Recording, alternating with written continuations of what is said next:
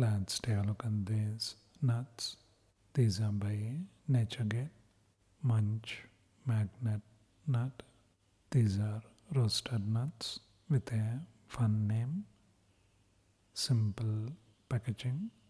Ingredients are peanuts, wheat flour, cornstarch, edible vegetable oil, sugar, maltodextrin, edible common salt, chili powder, black salt, dehydrated vegetable powder, garlic, onion and lemon, hydrolyzed vegetable protein, acidity regulators, flavor enhancer, yeast extract, oregano, natural and natural flavoring substances, chili and lemon, and paprika extract.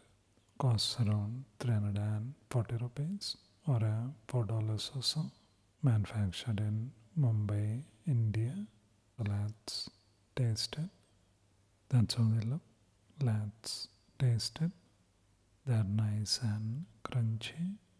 The coating on top of these peanuts is really flavorful. It's spicy and tangy and nicely salted too. It's for a really fun snack with a really fun name. Quite nice. Check it out. This video was made at Western in Goa. This is where the video was made.